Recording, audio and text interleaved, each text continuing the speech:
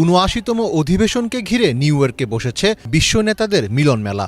মার্কিন president Joe Biden থেকে শুরু করে কে নেই সেখানে ১৯১ সদস্য রাষ্ট্রের প্রতিনিধিরা তো বটেই, সেই মেলায় জড়ো হয়েছেন আন্তর্জাতিক সংস্থা সংগঠনের পদস্থ কর্মকর্তারাও। তবে বিশ্ব নেতাদের অংশগ্রহণের এই আয়োজনে সব আলো যেন কেড়ে নিয়েছেন বাংলাদেশের অন্তর্বর্তী সরকারের প্রধান উপদেষ্টা ডক্টর মোহাম্মদ ইউনূস।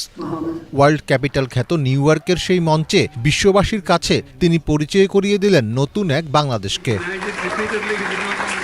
বাংলাদেশি কূটনীতিকদের ভাষ্যমতে এবারের জাতিসংঘ অধিবেশন ছিল ইউনূসময়। ৫৪ বছরের ইতিহাসে যা ঘটেনি, এবার এমন সব ঘটনাই ঘটছে বাংলাদেশকে ঘিরে। বিশ্ব রাজনীতির গুরুত্বপূর্ণ ব্যক্তিদের ভালোবাসায় সিক্ত হয়েছেন তিনি। নিউ ইয়র্কের যেই অনুষ্ঠানেই অংশ নিয়েছেন ডক্টর ইউনূস, সেখানেই তার সঙ্গে ছবি তোলার হিড়িক পড়ে। অনেককেই লাইন ধরে তার সঙ্গে ছবি তুলতে দেখা যায়, যার মধ্যে অন্যতম ছিলেন বাংলাদেশের রাজনীতিতে বহুল আলোচিত মার্কিন রাষ্ট্রদূত পিটার হাস। ডক্টর ইউনূসকে কাছে পেয়ে আলিঙ্গন করেন তিনি। তবে এত কিছুর মাঝেও গুরুত্বের বিচারে লাইমলাইটে ছিল মার্কিন প্রেসিডেন্ট জো বাইডেনের সাথে ডক্টর ইউনূসের বৈঠক। দুই নেতার বৈঠকের জন্য ১৫ মিনিট সময় নির্ধারিত থাকলেও তারা খুবই আন্তরিক পরিবেশে প্রায় আধা ঘন্টা কথা বলেন। ডক্টর মোহাম্মদ ইউনূস ও মার্কিন প্রেসিডেন্ট জো বাইডেনের বৈঠক ইতিবাচক হিসেবে দেখছেন আন্তর্জাতিক সম্পর্ক বিশ্লেষকরা। তাদের মতে আন্তরিকতাপূর্ণ এই বৈঠক বাংলাদেশের জন্য বিরল সম্মানের এবং খুবই ইতিবাচক। এতে দুই দেশের সম্পর্ক নতুন মাত্রা পাবে। বিশ্লেষকরা বলছেন, দ্বিপাক্ষিক এই বৈঠক অন্তর্বর্তী সরকারের প্রতি মার্কিন সমর্থনের একটি শক্তিশালী স্বীকৃতি।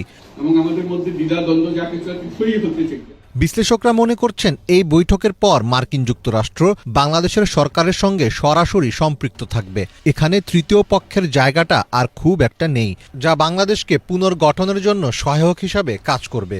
এছাড়া মার্কিন যুক্তরাষ্ট্রের সঙ্গে বাংলাদেশের পেন্ডিং ইস্যুগুলো সুরাহার ক্ষেত্রে এই বৈঠক উল্লেখযোগ্য অবদান রাখবে বলেও তারা মনে করেন। পাশাপাশি অন্তর্বর্তী সরকারের অধীনে যেসব সংস্কার কার্যক্রম করা হবে, সেগুলোর প্রতি যুক্তরাষ্ট্রের সমর্থন আদায় আরও সহজ হবে।